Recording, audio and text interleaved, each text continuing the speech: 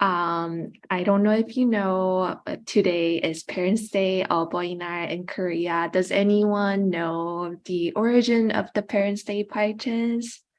So I did not know it either before I started doing like a quick research. So apparently the Korean Parents' Day, which is today, has roots in Mother's Day from the United States. So supposedly an American missionary in Korea was giving out white carnation to people in remembrance of her mother in Korea in light of the Mother's Day. And later it kind of changed to the day where people give red carnations to both parents as a Parents' Day gift in Korea. So I thought it was a beautiful mix of story to share because as I'm aware that especially us and a lot of us in this space are both exposed to Korean and American culture. All right, so without further ado, I'd like to kind of discuss and share and introduce about our discussants. If our discussants can, please feel free to unmute yourself as I call your name. So first of all, we have Migum Kwan, and she has an 18-year-old son right now. Migum, please feel free to share about yourself in the moment. Thank you. Hi, everyone. Thank you so much for coming, for being here and hanging out with us. I am a single parent of an 18-year-old, so he just turned 18. And I am a licensed marriage and family therapist by profession, but I am here as a parent to just share about my parenting woes and joys. Thank you. That's amazing. Thank you, Megan. Next is Esther. Esther, please feel free to unmute yourself and tell us about you. Hi, everyone. My name is Esther Ra, and I'm a mom of three, a married mom of three kids. My kids are ages 12 is my oldest daughter. My middle is 10, another daughter, and then my youngest son is 8. I work in higher education. I work at the University of Pennsylvania as an administrator and lecturer. Oh, thank you so much, Esther. Next, we have Pastor Joe Kim, and we wanted to go by Joe Kim, but Pastor Joe, it's actually better to say Pastor Joe again, sorry, but please feel free to unmute yourself and tell us about you. Sure. I'm Joe Kim. I'm a church planter in Philadelphia. And I have a 7-year-old daughter, Nora, who's on the autism spectrum, and then a 2-year-old daughter, Naomi, who's neurotypical. And so, I'm glad to be here. This is a great group, and I'm really hoping that all of our discussion here will bear much fruit. Oh, thank you so much. We are very excited. And last but not least, we have Sharon Kim over here, and we are also aware that she's a new parent.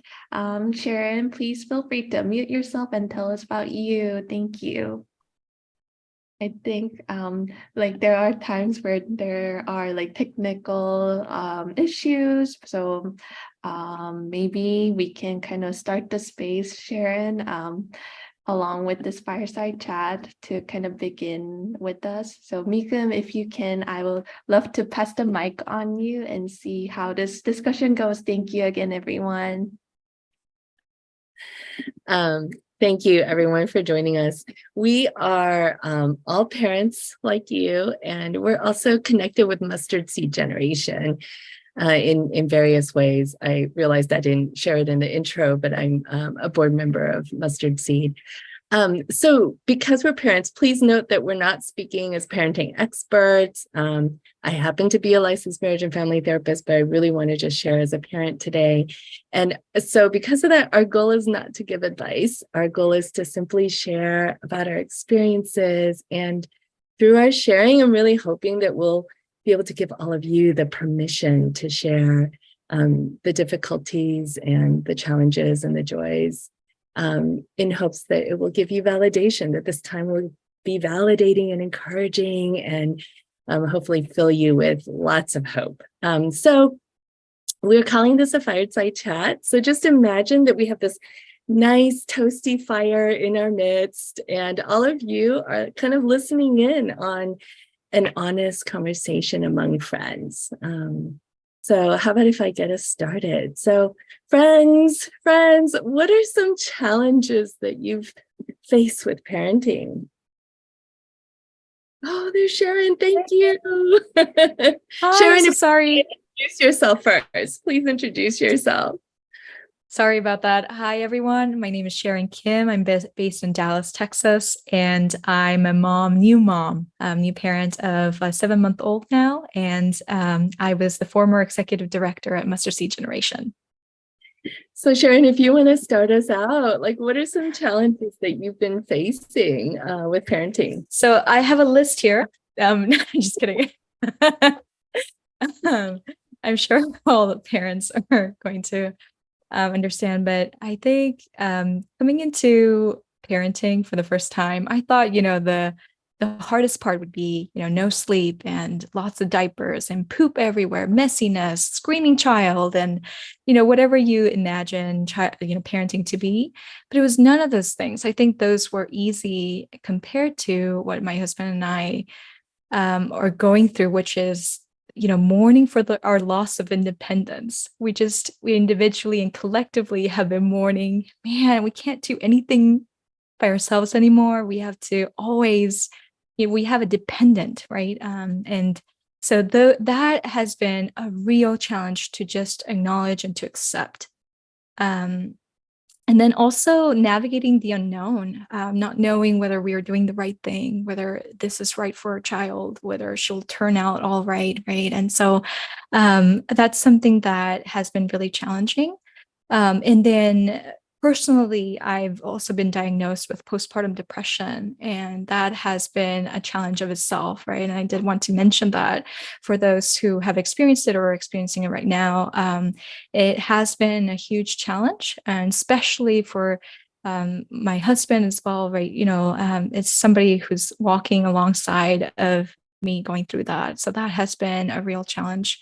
And then, external social factors that are outside of our control are usually really difficult and challenging. For instance, the shooting at Allen, it's only 20 minutes away from where I live. And that is a shooting incident that happened that's been on the news, but there are more shooting incidents that happened just this past week that happened right outside our apartment, that happened at a mall that we frequent. So these things are just in our minds constantly. And so those are the bigger challenges that I didn't foresee coming into parenting. I just thought I had to take care of this wonderful little child, and that was it. But there are so many other factors, I think. And I am sure it gets more complicated as they grow up, right? I don't know. So yes, so I'm here to learn from you all how you're doing it. I don't know how you did it all and how you're continuing to do this. Thanks for sharing that, Sharon. You're taking me back to the early newborn days. And I think honestly, Sharon, I think that mourning process, I don't know if it ever goes away. Like that morning of not Really? sorry, I don't mean to she just gasped. I feel I don't crushed. know if that mourning process of not having your own, like, I can't just do this on my own. You're always going to have dependence, or you're thinking for 5 people, like, I think I still mourn that. And I've been a parent for 12 years, so. Wow. Yeah. Great. There's hope. Nico and Joe. Joe, what about you? So I think, like someone else said before, right? I'm not here as a pastor, so this is not a sermon, right? But just to share like my experiences. So I can definitely, relate to what Sharon said, right? My child, Nora is self-directed. So if you didn't know what that means, it just means that she doesn't listen to anyone because she has to do everything by her own compass and by her own will, right? And my guess is because her anxiety is her baseline emotion, right? So Nora's speech delayed, and she still can't have an actual conversation with like anybody. So she communicates very simply, often with emotional outbursts. And it's tough, right? So therefore, she has like few friends, right? And the milestones were harder to achieve. So, for example, Nora's 7. She was in diapers until she was 6, and it's tough. So Nora also has like sensory issues, right? So sound and touch are particularly triggering for her. So what happens is if someone touches her and she is not ready for that, she'll tend to melt down, and it's as if she's been personally offended, and her distraughtness kind of just shows up in her, like her face, all her emotions. She's crying and she can't stop, right?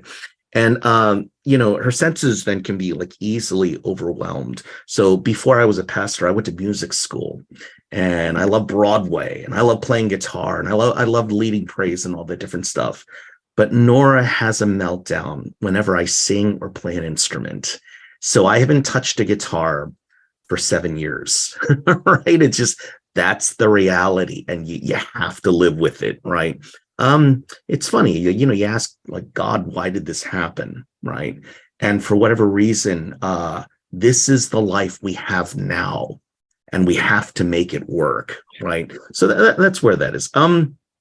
Maybe another one would be, so sensory issues for touch would be whenever she gets water on her clothes, she has this intense need to remove that clothing.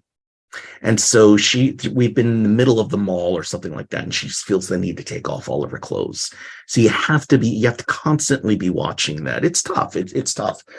So given these issues, we have to be hyper vigilant about like every single aspect, like all the time.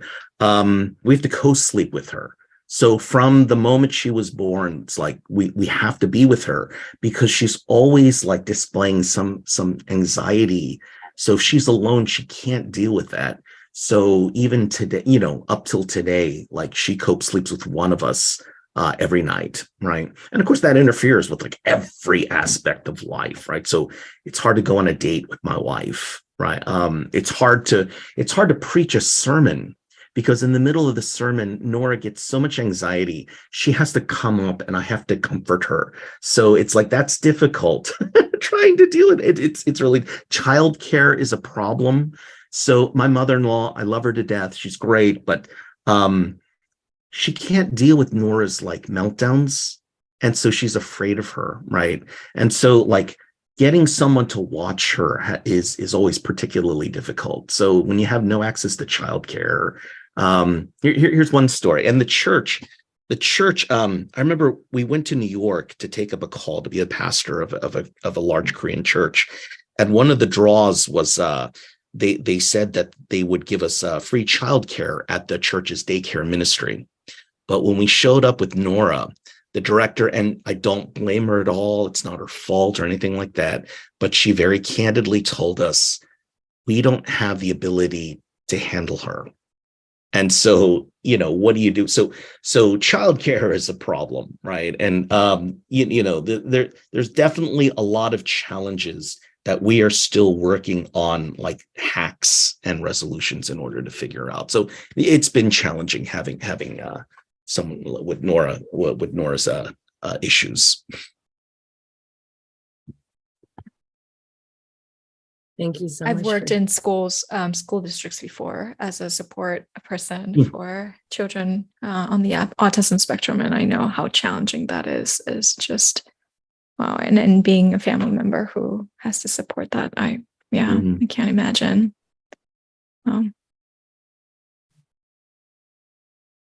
I really appreciate that. Yeah, thank you for sharing so openly. I mean, professionally, I've worked with students on the spectrum, but hearing it from you as a parent, it really brings it home. Just all the details, and I'm sure there are lots of parents here that are listening in, and they're like, "Oh, we know what that's like." Yeah. Esther, what about you? Some difficult. Yeah, I mean, which one should I talk about first? I mean, there's so many, right? But I think one thing I'm constantly challenged with is, I'm a working mom, I'm a professional, and just being enough, being enough for each of my kids for the things that they need, and having time for each of them, but also having time for other things, including myself. So always feel like you're chasing time, and chasing just a schedule. And so um, the to-do lists are never done. And I have a husband who has a very busy schedule as well. So I think just feeling, I often wonder, like, will I ever feel enough for my kids, or that there's enough of me? And like I have a joke with my kids, like I'll say, guys, mommy's not octopus mom. Like, I don't have 8 hands to all help you all the same time. So someone has to figure something out here, and you need to, someone needs to help themselves or figure it out or resolve, because, especially during the pandemic, I am on a work call while I have 3 people hanging off of me, and so I think I'm sure we all have stories, right? Of juggling all of that craziness. So I think just the challenge of being enough. Mhm. Does that get better with time, Esther, or no? Am I like, I need some hope here. I don't want to paint a bleak picture, but I honestly feel like it gets busier. I feel like it gets busier because, I think our kids start having their own schedules, and, and I think you really have to, like, I find myself like really having to say no, to certain things, even to things that are seemingly important. We shouldn't be saying no to those things, but, otherwise we'd be running around like chickens every day. And so I think, instilling that stillness in my kids is difficult, because that's not the world we live in. And, it's just not, it's countercultural, so Yeah. I would say it gets harder. I have felt that, like, just when you feel like you're getting a handle on it, they get older and there's something new to figure out all over again. Yeah. So just when you figure out their sleep cycle, just when you figure out, like, they're crawling, and then, oh, they're walking, they're running. Oh no. And I just feel like there's something like that at every stage. That's a I great had way to. another follow-up question, Esther, while listening to you. I think one of the other challenges that I didn't mention is not just loss of independence, but also lack of communication and a lot of misunderstanding between me and my spouse. And that maybe is because we're sleep deprived. We're trying to get the hang of things, but I also know that my husband's constantly trying to remind me, we are a team. I am not against you. We're trying to solve this together. I'm like, So is there, when things get busier, or, Joe, when things get harder and more difficult and you're both really frustrated, and how do you work these things out? Like, as a team, right? And does it get better, or do you just still feel frustrated? And I feel like we're getting the hang of things, but like Megan's shared, like there's something new that comes up and we're like, and so I wonder if, how you are dealing with that. I think for us, we have to maintain this idea, Emmy and my wife and I, that we're not in this alone. Right. So this idea that if you have to do it by yourself, it's much harder. So like to try to find friends, right, as well as family. And so Emmy relies more on family. I tend to rely more on friends simply because my family's like far away. But then even between us, there are days when, oh gosh, you get so mad at each other. So what I always like, counsel people to do is always resolve to be the adult in the room. because it's so easy to stop. And I really have to tell myself that, because I'm really the child, if you ask me. Yeah, and truthfully, that's true, right? I'm the child between us. But then the second thing is, there are times when you just got to go and blow off steam, because what else can you do, right? So there's this sense of, we have a job to do, right? And it's not like a romantic thing, right? You see that, but our kids need us, and we have to get this done. And so that's how it is. I mean, I'd have to, wait, let me take my pastor hat off. Right, I'm just Joe here. And gosh, I'll just leave it at that, right? Because I'll just keep preaching. But I think that one of the best things in that situation was just having someone to be able to share these things with and walk with it together, in not just my wife, but a small circle of friends as well, that we were able to be vulnerable with. It's awesome. That's really helpful. And part of it is like, you're just in the thick of things, and things are so hard. And sometimes I just kind of felt like I had to keep telling myself, Megam, you're okay. Megam, you're okay. Because the moment I told myself I wasn't okay, I just felt like I would fall apart and spiral. Mm-hmm. And so I was trying to hold it all together. But in doing so, if I didn't admit that I was having a hard time, I wasn't asking for help and I wasn't receiving help. Mm. And so I slowly realized, especially going through grad school for MFT, where I was encouraged, everywhere to just share, it's okay, be vulnerable. And I remember it was just this like breath of fresh air when I was able to like break down and cry and say, parenting sucks, it's so hard. Yeah, I think it's like a refiner's fire, right? And I also think that it took motherhood because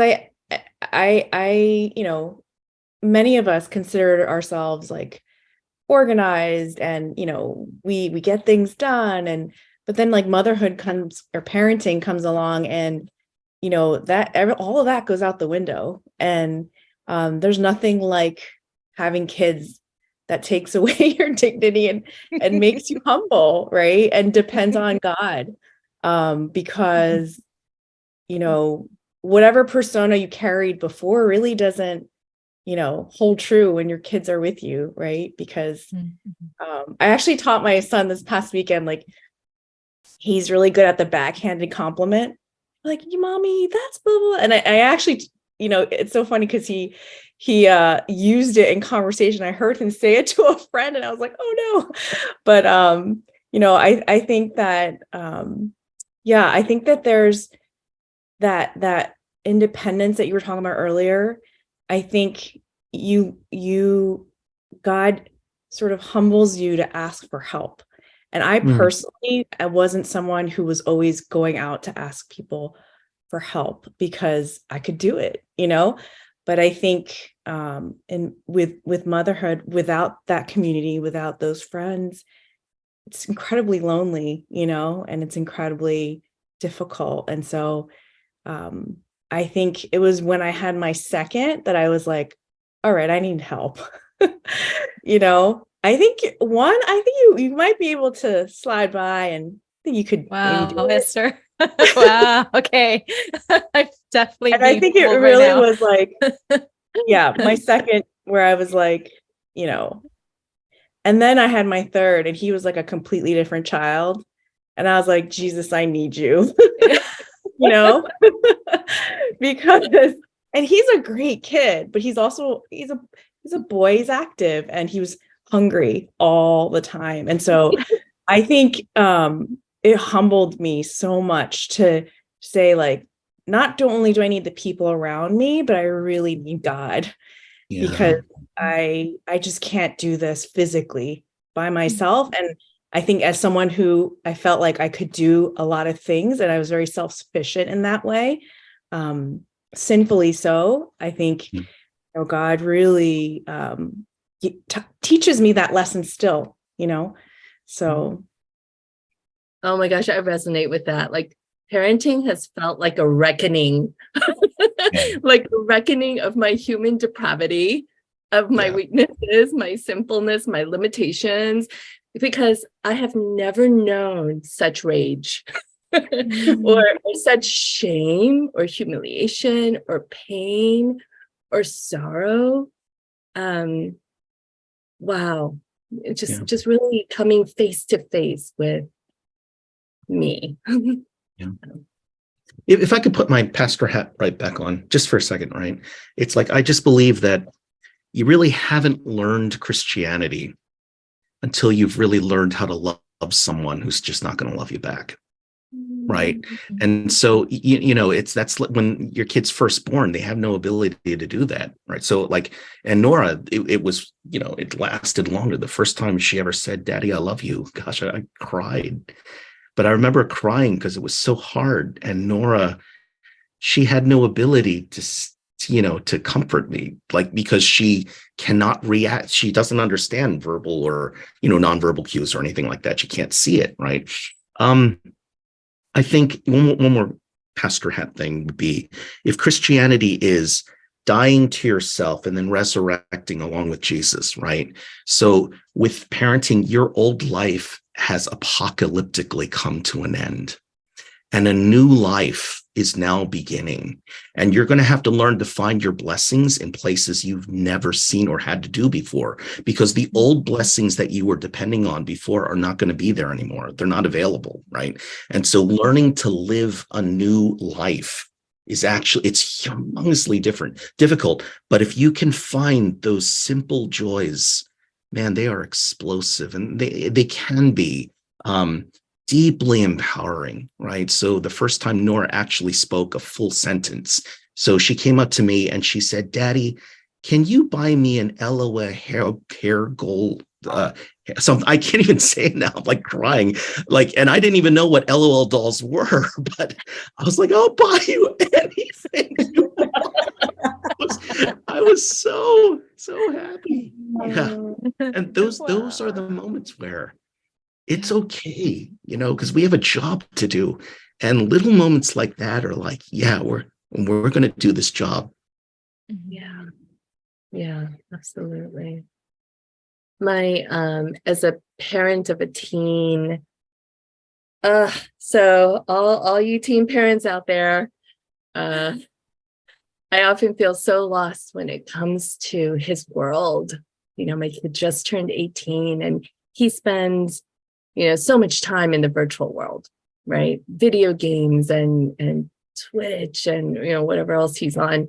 And so he has friends all over the world, but of course he's never met them, most of them, right? And it's not like the old style parenting where you can invite them over to see who his friends are like, or, meet them at school and meet their parents, And so I would often be like, I want you to have more IRL friends. So for those of you who don't know IRL, in real life, I wanted to have like real life friends. And it's hard.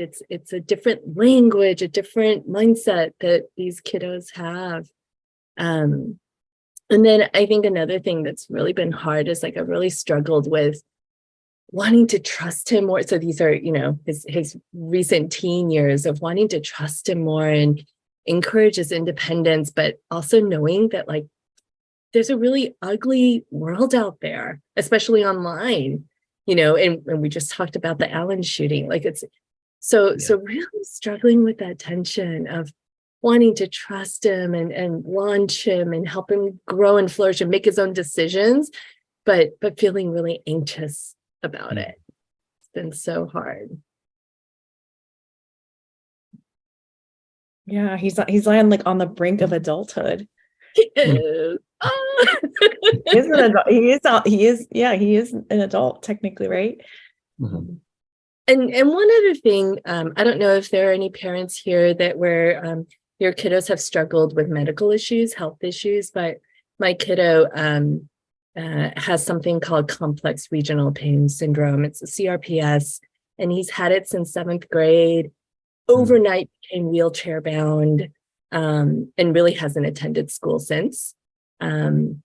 And so it's definitely created a different dynamic, and just the struggles of working with healthcare professionals and trying to get the care that he needs. And so it's a whole other thing that I'm happy to share in my group. But it's just, that's also been a really difficult dynamic.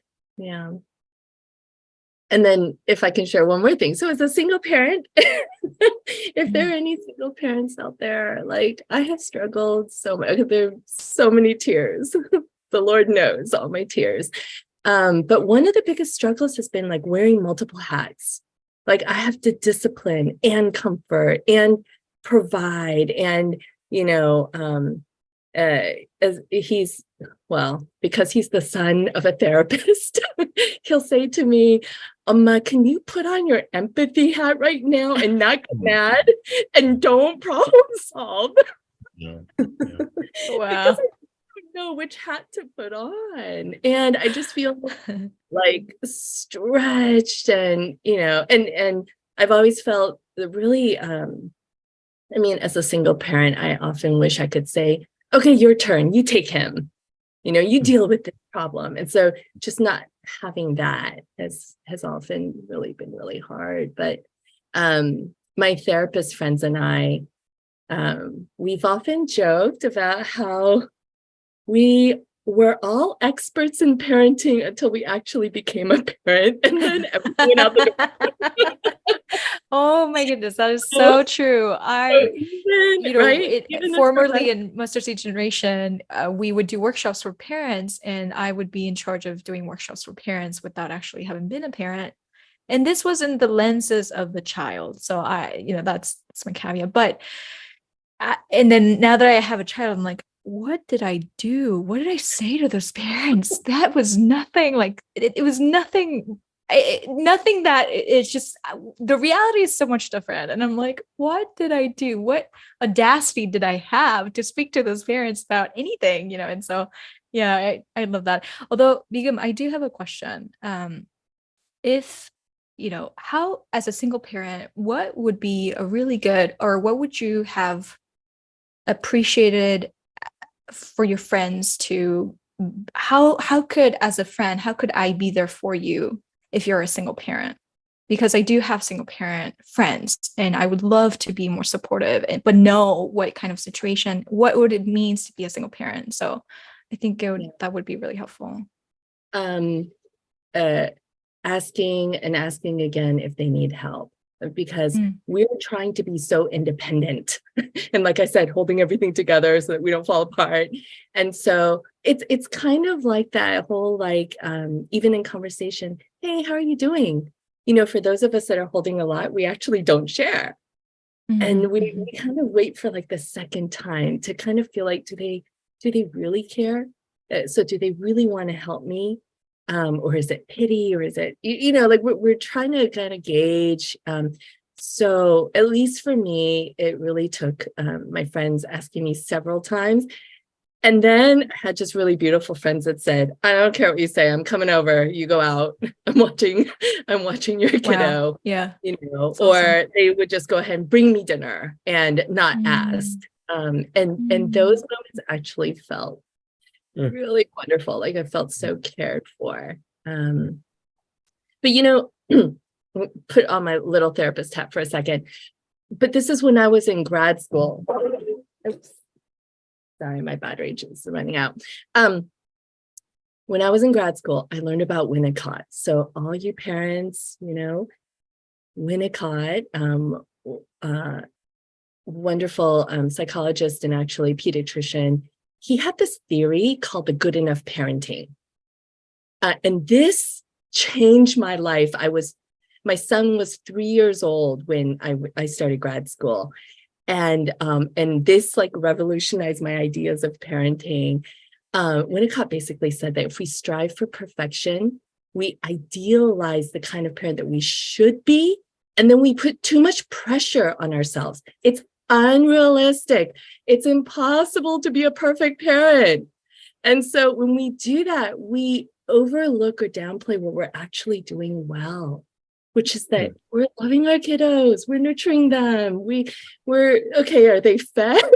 and clothed. And, like, are they breathing? Like, this is a good thing, right? So in that moment, I realized, like, okay, I can tell myself, okay, Megan, good job. At the end of the day, Megan, you did a good job for today. And to really like give grace to myself. And kind of going back to your question, Sharon, like, if I don't show grace to myself, I will not show grace to my spouse or my kids. So I have to start with me, like showing grace to me. Yeah. That totally resonates with me, Megan, because I think lately, my oldest is entering 7th grade next year, right? And I think I'm starting to like feel this urgency with the time she has left, right, with us. And I know she's only 7, she's turning 13, and I know we still have time with her, but I think I feel a little bit more like, for those of us who are creating coupette, like I feel a little bit urgent that I need to like instill in her XYZ, all these things that, I want her to have before she leaves the nest, and so that chasing time, I think I'm like, well, I'm not doing this, I'm not doing that. When am I gonna have time to do that? And so I think that really resonates with me because I'm constantly thinking about what I should be doing or what I could be doing, instead of focusing on what I am doing. Totally. So I can't believe we're already at the end of our time. And I knew we wouldn't get to the joys. Oh my goodness, we all have joys. So No. if we take just a quick moment to share the joys of parenting.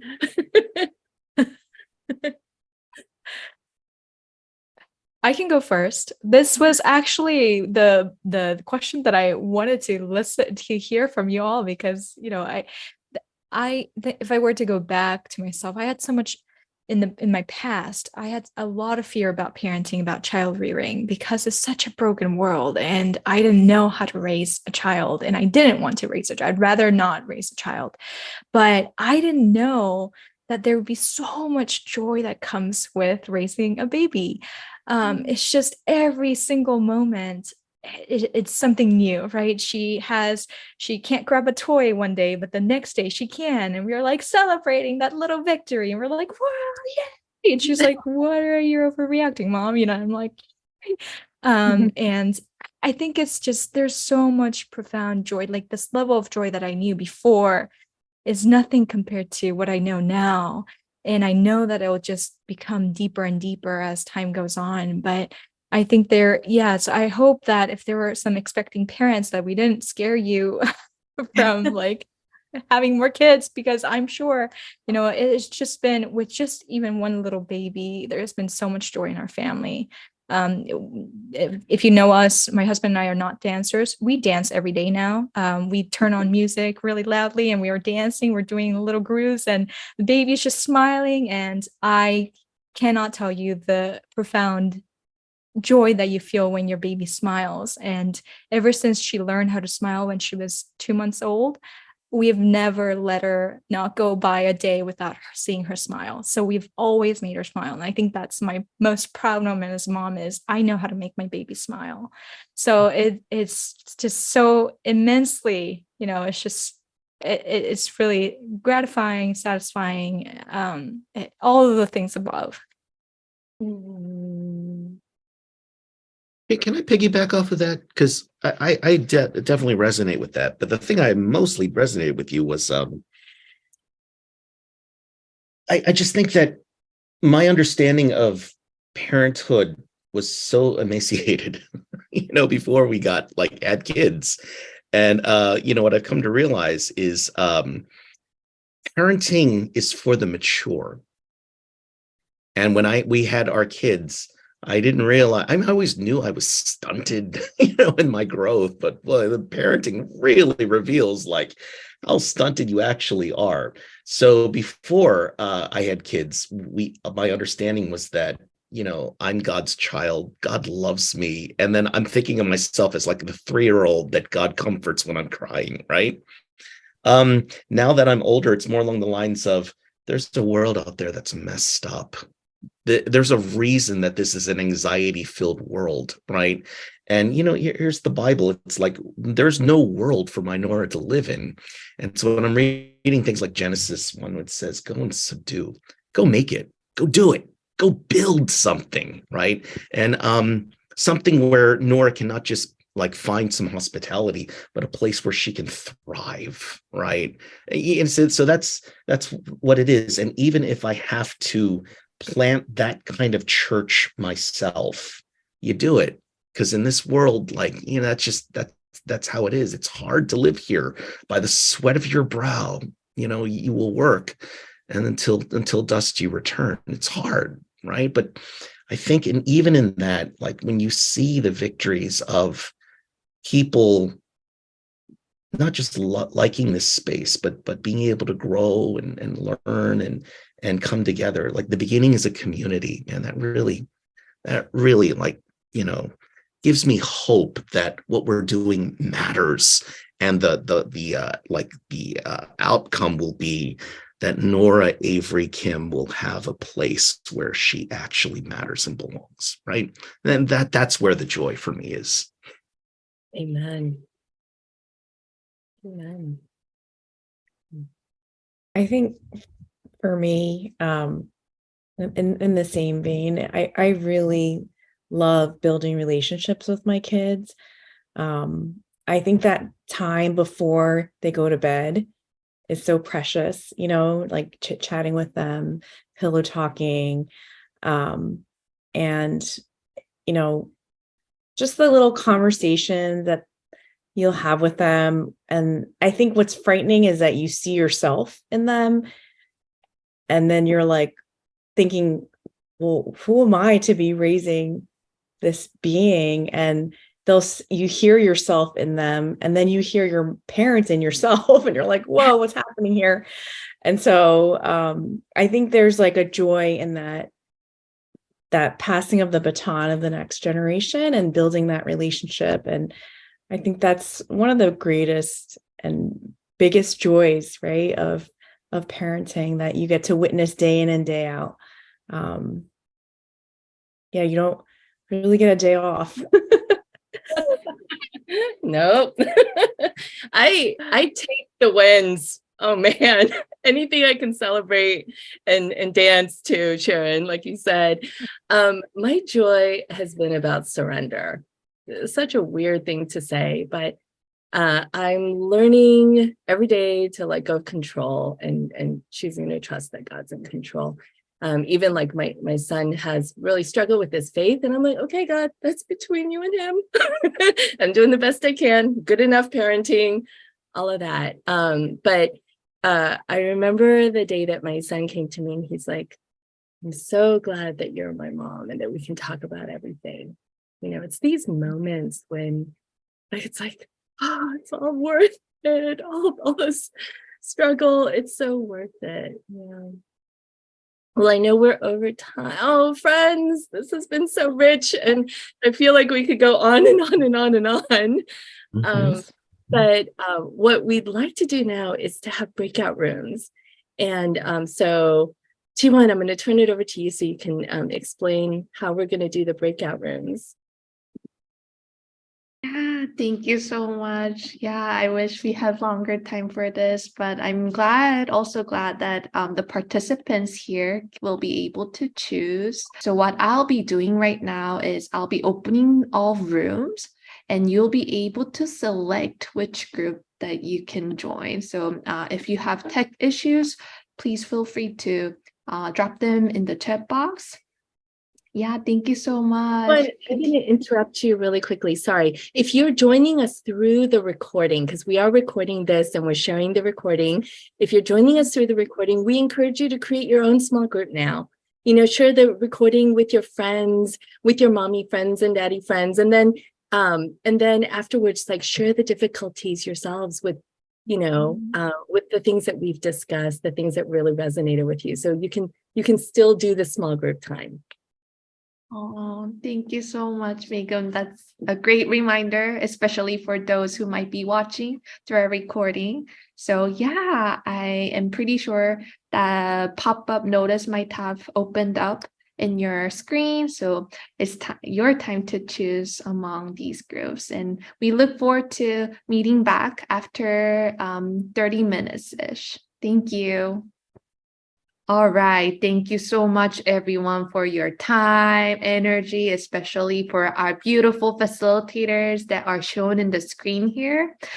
Before we close this space, I like to, I'm honored and I'm humbly honored to share an announcement. Sorry, my tongue is like twisted. So we have a very new executive director in Mustard Seed Generation, and her name is Angie Cho over here. If you can give a clap of applause, that'll be great. She's shaking her head. Hello, So everybody. hello, Angie.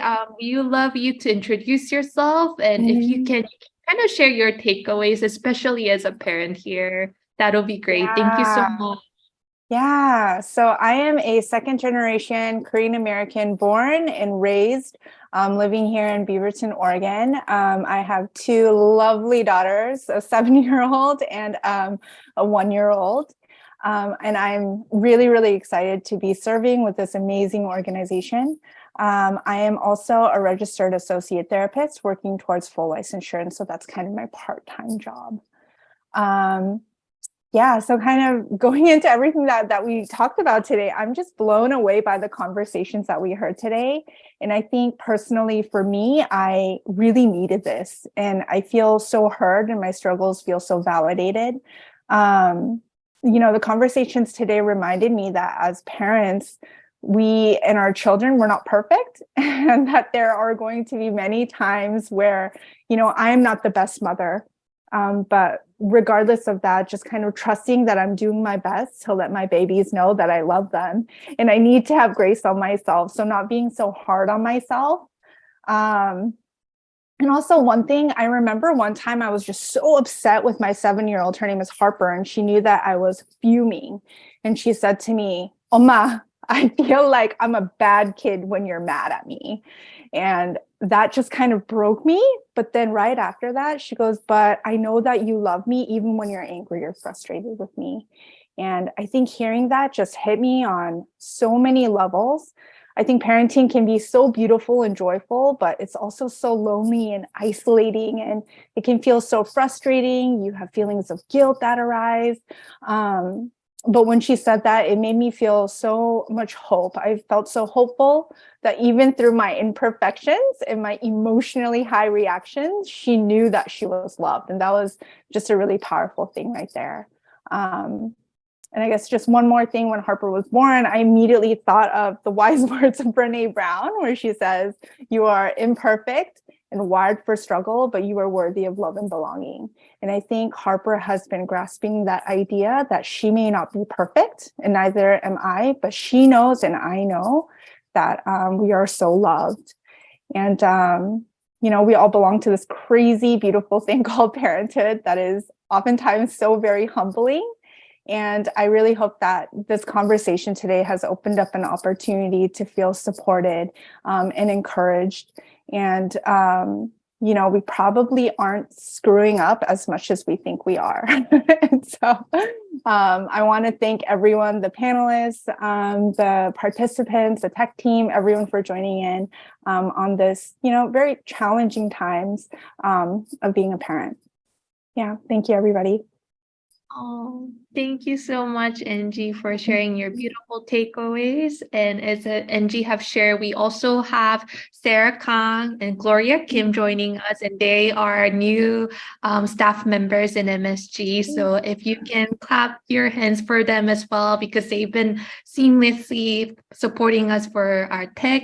And if you had like tech issues, they are the ones who kind of went and beyond to support you as well. So we are so thankful for their support as well, along with Michelle. So thank you again, everyone.